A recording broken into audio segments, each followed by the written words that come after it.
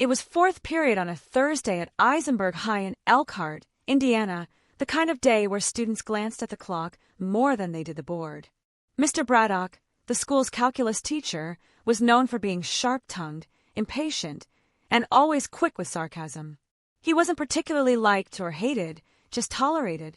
The classroom felt dull. Equations filled the whiteboard. The air carried a faint scent of eraser dust and worn-out sneakers. Phones were tucked under desks. Some students pretended to pay attention, while others stared blankly out the window. Then, something unexpected happened, something that would shift the entire atmosphere like a sudden gust of wind. As Mr. Braddock scribbled another derivative on the board, a faint squeak echoed from the hallway. The janitor was nearby, mopping with his usual slow, steady rhythm. Braddock paused mid-sentence, glanced at the door, and cracked a half-smile. Without warning, he turned to the class and pointed toward the hallway. "Well, look who's here. Mr. Dorsey, tell me, think you can solve this one?" He tapped the board with the back of his marker like it was some kind of game show challenge. Laughter broke out, not loud, but that uneasy kind that makes you shift in your seat, unsure if it's okay to laugh. Mr. Braddock smirked again. "Come on, Lamar, you always look like you've got something on your mind." Lamar Dorsey, the 52-year-old janitor, stood quietly in the hallway, mop in hand. He wore his usual forest green uniform, clean but faded, with L. Dorsey stitched over his chest pocket. He didn't blink, didn't flinch. He just looked into the room. Then, slowly he stepped inside. The mop leaned gently against the wall. A few students sat up straighter. Some thought he might say something clever and leave, maybe crack a joke, or just walk away. But he didn't. Instead, Lamar walked to the front of the room. "You mind?" he asked calmly, gesturing toward the board. Braddock raised his brows. "Be my guest." A few phones slid quietly out from backpacks. One girl whispered, "Is he serious?" But nobody stopped Lamar. He picked up the marker, looked at the equation, and paused, not out of hesitation, but as if he were reading a familiar map. He squinted slightly, then began to write. No showmanship, no flair, just deliberate, confident strokes. One line after another. The room fell into an eerie stillness. The only sounds were the marker gliding across the whiteboard and the creak of a chair as someone leaned forward. Mr. Braddock crossed his arms, watching closely. His expression didn't change, but his jaw tightened. Lamar broke down the steps out loud, his voice calm and patient. "See, this here's a chain rule problem. But the trick is recognizing the inner function first. Once you isolate that, it becomes a lot cleaner." He moved like he'd done this 100 times, not just solving the problem, but teaching it. His tone wasn't showy or smug. He explained things simply, clearly, like someone who'd spent more time teaching than mopping. When he finished, he capped the marker and stepped back. The board was filled with precise, well-organized work. He turned to Mr. Braddock, then to the class. "That's one way to do it," he said. And for a moment, no one moved. A junior in the back whispered, "He got it right." Mr. Braddock didn't say a word, not immediately. His mouth opened slightly, but nothing came out. The silence grew louder than any joke he could have made. Lamar nodded politely, walked back to the door, picked up his mop. No applause, no boast, just that quiet confidence, like he hadn't just turned the room upside down. As he reached for the mop, nobody expected what would come next. Nobody moved for a full 10 seconds. It felt like the class had been yanked out of a dream and dropped into something real. The kind of moment that doesn't belong in a high school classroom. Lamar Dorsey, Mr. Dorsey, as they'd always called him in passing, was halfway out the door when someone said it out loud. Wait, he just did that in his head? It was Wes Hanley, a senior in the front row who usually didn't speak unless grades were involved. He wasn't joking. His eyes were wide. He looked at the board again, like the answer might have changed while he blinked. Braddock finally spoke, his voice flat, almost irritated. Well, he got the right answer. But his usual sarcasm was missing, replaced with something else. Confusion, or maybe discomfort. Lamar glanced back. "I spent a lot of time with numbers." "A long time ago," he said with a small shrug. "They never left." A few students laughed, not at him this time, but because the tension was finally breaking. Lamar didn't wait for a response. He left, Mop in hand, she was squeaking softly down the hallway. Like nothing had happened. Like he hadn't just solved a college-level calculus problem in under 3 minutes, without a calculator. That's when the phones came out. Someone had filmed the whole thing. Carly Benson, Jr., 3rd row. She was already editing the clip before the bell even rang. In the hallway between periods, it was all anyone could talk about. Did you see Mr. Dorsey? Braddock's face. Man looked like someone unplugged him. Where'd he learn that stuff? I thought he just cleaned floors. By lunch, the video was on TikTok. Then Instagram. It wasn't polished, just a shaky angle of Lamar's hands moving across the board with a whisper in the background. Yo, he's solving it. The caption? Our janitor just smoked the calculus teacher. Some laughed. Some stared. But the buzz kept growing. In the teacher's lounge, things weren't much quieter. You're telling me he did a full derivative chain problem in his head? Asked Ms. Lynn, the physics teacher, mid-bite into her sandwich. He did, muttered Mr. Crane, the English teacher. Didn't use notes. Didn't even pause. It was like muscle memory. Braddock sat at the corner table, pretending to grade papers. He didn't say anything. But Principal Everett did. He's been here 6 years. No one ever mentioned he had an academic background. Heads shook. Nobody really knew much about Lamar. He came in early, left late. Floors always clean. Light bulbs never stayed burnt out for more than a day. The man worked in silence. But now, he wasn't just the man behind the mop. Back in the hallway, a group of students waited outside the janitor's closet, not to complain about a spill or ask for a broom. They just wanted to talk. One kid, 12 years old, clutching a geometry book, asked, "Do you tutor, Mr. Dorsey?" Lamar blinked. "I haven't in a long time." "You should," the kid said. "That was cool."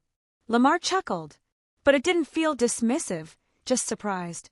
In 3rd period the next day, Mr. Braddock's mood was different. No jokes. No sarcasm. He didn't call on students at random. He taught with his eyes fixed on the board. His voice, more restrained than usual. Nobody said it outright, but everyone noticed. After class, Wes walked up to him. "Mr. Braddock, that thing with Mr. Dorsey yesterday? He used the same method you showed us last week. The chain rule, right?" Braddock nodded once. "Correct. Only he explained it better." Braddock didn't answer. But what truly shocked everyone wasn't the solution. It was what Lamar said afterward. Lamar Dorsey never planned on making a scene.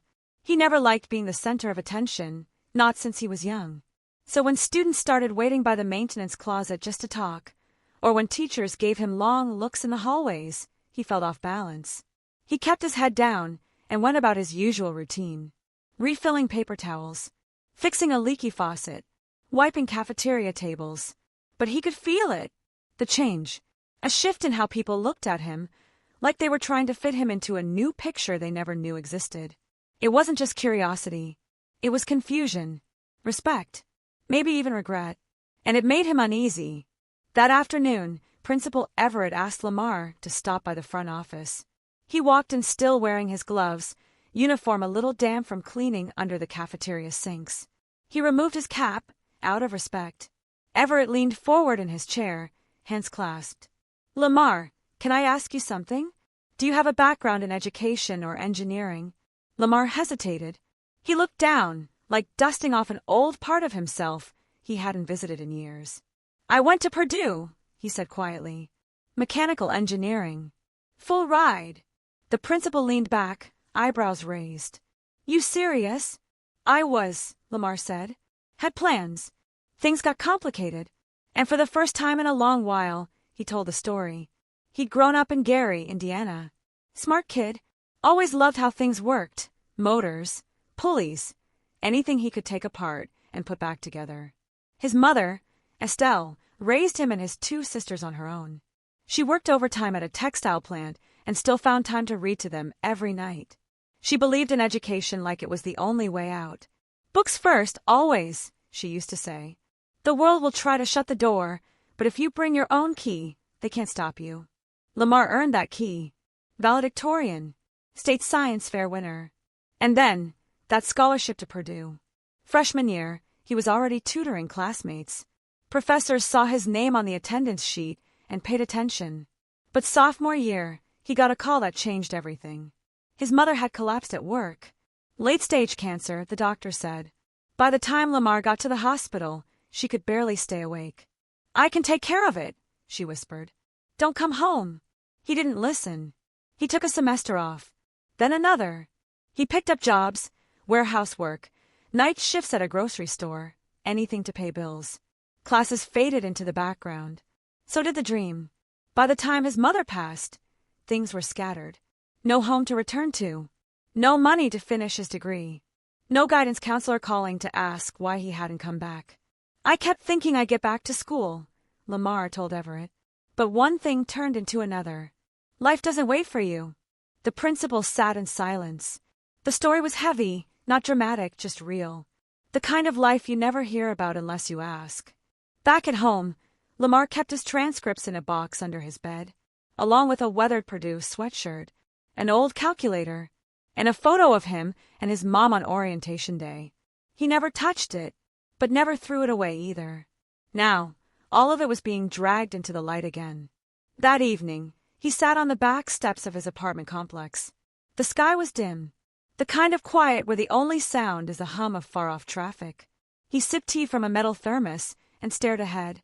He hadn't thought about calculus in years, not since that last tutoring gig before dropping out. And now here it was again, like an old friend knocking on his door. But one decision had derailed everything. Back in college, Lamar made a promise to himself. Take a short break, get the family back on track, then finish strong. But life doesn't bend to plans, especially the kind built on hope alone. After his mother passed, Lamar returned to Gary, trying to piece things together. His sisters were still in high school, barely getting by. Bills stacked up on the counter. The landlord wanted rent, and no one from Purdue called to ask where he'd gone. He took whatever jobs he could get. Stockroom loader, janitor at a strip mall, overnight security at a shipping yard, anything that paid enough to keep the lights on. School drifted further into the rear view. At first, he called the university now and then, asked about reapplying, transferring credits. They'd send forms.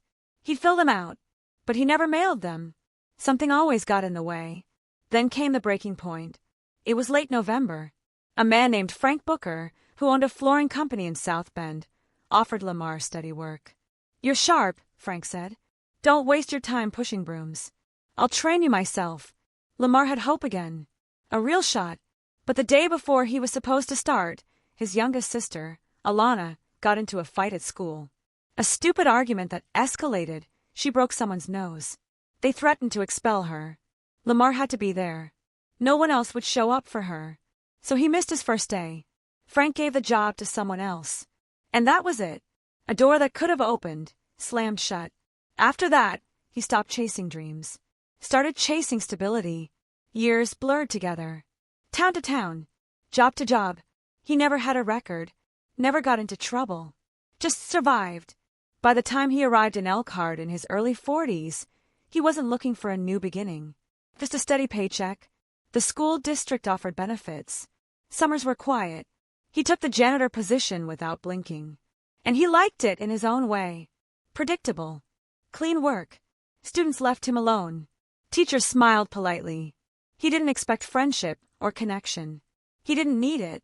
He kept his head down, cleaned up messes, and disappeared before the last bell rang. But numbers never left him. Sometimes, when he passed a math class, he'd glance at the board, see a formula, and finish it in his head. It was like muscle memory, a part of him that stayed sharp, even when everything else got buried under routine. He'd go home, make a quiet dinner, grilled fish, brown rice, maybe some carrots, and flip through an old engineering book tucked behind the cereal boxes, just to see if he still had it. He always did. He just never had a reason to show it, until Mr. Braddock called him out that day. And now things were shifting, not just at school, but inside him. He thought about the kids waiting outside his supply closet with questions. Thought about Wes Hanley stopping by that morning with a folded piece of paper saying, "Mr. Dorsey, I tried to solve that same problem. Can you check it for me?" And Lamar had. Gently, carefully, he explained where Wes had gone wrong, without making him feel foolish. Wes smiled when he finally understood, not just out of pride, but out of connection. That kind of thing stays with you. But not everyone was thrilled. Braddock, for one, had gone quiet. Too quiet. Students noticed. Teachers noticed. Something about being shown up by someone you never thought twice about rattled him. He didn't lash out, but his tone got shorter, his patience thinner. And when someone mentioned Lamar in the lounge, he changed the subject. He wasn't used to being outshined, especially not by someone who'd been invisible to him until now. But life had one more twist waiting. And this one brought Lamar right back to math. The video didn't just make its way around Eisenberg High. It made its way out. It started small. A local student page reposted it with the caption, "When your janitor turns out to be smarter than your teacher." Then it landed on a regional education forum. By the weekend, it had crossed state lines. People online couldn't believe it. They weren't mocking Lamar, they were in awe. "Man broke it down cleaner than my college professor. Someone get this man a classroom and a chalkboard, not a mop." Proof you never know someone's story. By Monday morning, Lamar had no idea any of this was happening. He didn't follow social media. Still had a flip phone. When he arrived at work, the first thing he did was fix a jammed paper towel dispenser in the girls' bathroom. Just like every Monday. But something felt different. Teachers paused their conversations when he walked past. Students nodded, not out of obligation, but with a strange kind of respect. A few even smiled, like they were seeing him for the first time. "Hey, Mr. Dorsey." One girl called from the library. "You're kind of famous now." Lamar chuckled softly. Don't believe everything you read. But when he turned the corner, Wes Hanley was waiting. With two other students. One held a calculus book, open to a problem highlighted in pink. "Would you mind going through this with us?" Wes asked. Lamar looked around, confused. "You got a free period?" We made time.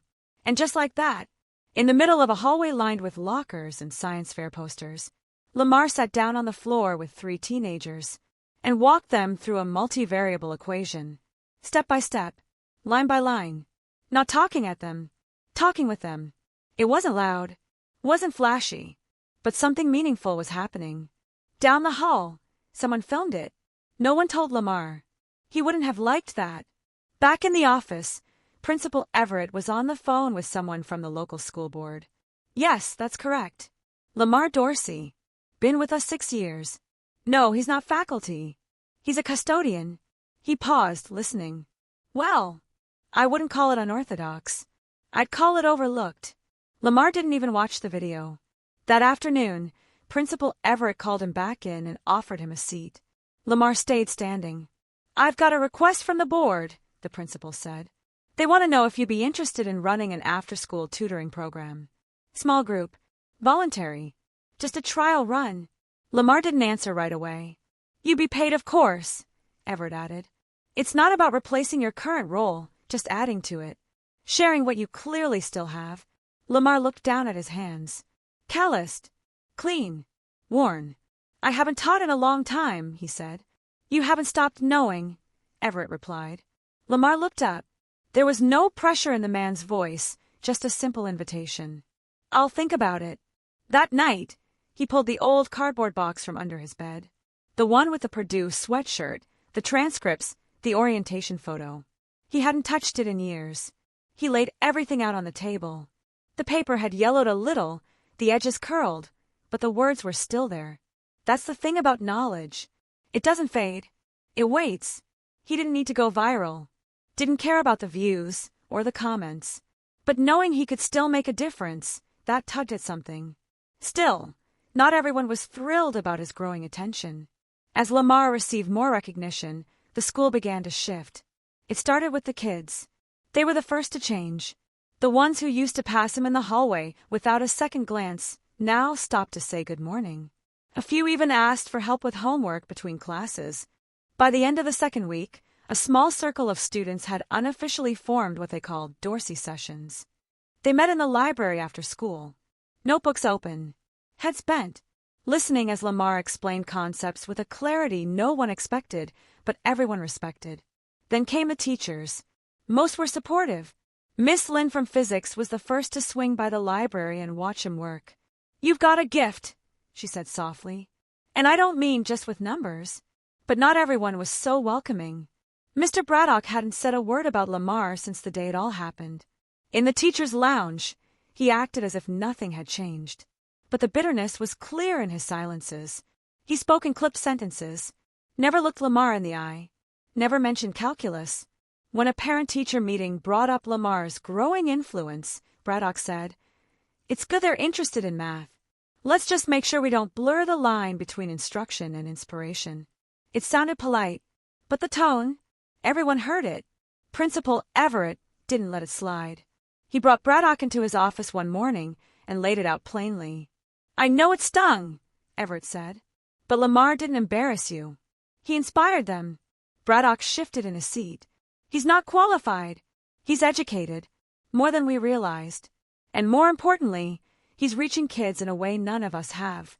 Braddock opened his mouth, then closed it. There was nothing left to say. Meanwhile, Lamar kept to his routine. He didn't ask for a title, didn't want special treatment. But when the principal offered him a modest stipend to keep the tutoring sessions going, he accepted. Not for the money, but because it felt right. He started carrying a small binder with him, pages of problems, blank worksheets, and notes he'd written by hand. During breaks, he'd sit in the cafeteria's back corner, scribbling formulas from memory. Occasionally, a student would pass and call out, "Hey, Mr. D." One afternoon, Carly, the student who'd filmed the original clip, stopped him by the vending machines. "Did you ever want to be a teacher?" she asked. Lamar took a moment before answering. "I wanted to build things. Teach later, maybe. But life had different ideas." "Well," she said, handing him a fresh mechanical pencil, "I think you're doing both now." He smiled. "Thank you." But behind all this good, tension brewed. Some parents had started calling the school. Most were supportive, but one anonymous complaint hit the board. Is it appropriate for a janitor to tutor students in a school setting? Is he certified? Has he been background checked for instruction? Everett handled it swiftly. He's an employee of the district. He's done nothing wrong. And if concern was truly the motive, they'd have spoken to me directly. He never told Lamar about the complaint. Still, Lamar could feel something in the air, not resentment, but resistance. Like some folks didn't know how to place him anymore. Then one afternoon, Braddock did something no one expected. He walked into the library during one of Lamar's sessions. Quietly, watched from a distance as Lamar explained integrals to a group of students. After about 10 minutes, he stepped forward. "You mind if I sit in?" Braddock asked. Lamar looked up. His expression didn't change. He nodded toward a chair. "Long as you don't mind learning something." The students laughed, just enough to lighten the moment. Braddock smirked. For once, it wasn't mean. They sat together that day. Said little, but it was a start. Still, Lamar wasn't interested in titles. He had something else in mind. It wasn't about proving anything anymore. For Lamar Dorsey, standing at the whiteboard in the library, surrounded by students, it was never about redemption or revenge. He wasn't trying to impress anyone. He wasn't trying to be remembered. He was just showing up for them. The kids. The ones who reminded him of the boy he used to be. Every Tuesday and Thursday, after the final bell, that corner of the library filled with chatter, scribbled notes, and wide eyes as Lamar walked students through math problems they once feared. Not because he had all the answers, but because he made them believe they could find those answers themselves. That's what stuck. There was Isaiah, the freshman who nearly failed algebra, now solving quadratic equations with confidence. Tasha, who used to hate math, was now leading weekend mini-sessions for her cousins using Lamar's notes. He never stood at the front like a traditional teacher. He sat beside them, talked with them, asked them questions before answering theirs. And gradually, more teachers began to drop by, not to supervise, but to learn. Miss Lynn adopted some of his explanations for her own class. Coach Rivera asked if Lamar would help set up a summer prep group.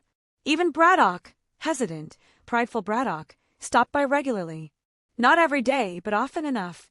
Eventually, he began offering encouragement to the kids. The edge in his voice had dulled. Something in him had softened. One day, Braddock lingered after a session. "You know," he said, looking at the board, "I used to think this job made me important. That teaching gave me power." Lamar didn't interrupt. "But you've reminded me what it's really about, showing up. Making it count. Lamar just nodded. We all lose our way sometimes. He didn't hold grudges. He didn't need to. A month later, Everett called him in again. There was a proposal on the table to formalize the sessions into an elective class next semester. Not for credit, but enrichment. A bridge between students and their own confidence. We'll have to jump through some hoops, Everett warned. But if you're willing. Lamar shook his head gently. I appreciate it, he said. But I don't need the title. I'd rather keep it simple. Let the kids come because they want to, not because it's on a schedule. Everett nodded. Then we'll support you however we can. Word spread beyond the school district. A local reporter stopped by for an interview. Lamar kept it short. No dramatic story. No self-promotion. I'm just showing them what they already have inside, he said. Sometimes, it takes a little time to see it. That spring, Eisenberg High hosted its annual student showcase. There were science projects, art displays, choir performances. And in one corner of the gym, a booth titled Dorsey's Table. It displayed student-written reflections on math, life, and confidence. Dozens of students had written about how Lamar helped them see more in themselves. Not because he gave them answers, but because he listened and believed. By the end of the night, people weren't asking, "Is he the janitor?" anymore. They were saying, "That's Mr. Dorsey." He didn't wear a suit. He didn't give a speech. He stood by the table, smiled, and thanked the students who came by. Later that evening, back at his apartment, he pulled out the old Purdue sweatshirt from the box under his bed. He didn't put it on. He folded it neatly, placed it in a new storage bin, and added a folder filled with student thank you notes beside it. Legacy, he realized, isn't about titles. It's about what you leave behind in others. He didn't need to finish school to teach. He didn't need a degree to lead. He just needed to show up every day and care. And that's exactly what he planned to keep doing. Thanks for listening to Lamar's story. If it moved you, if it reminded you of someone you've overlooked, or someone who believed in you, subscribe and share it with someone who needs it. Because sometimes, the biggest minds are hiding in the quietest places.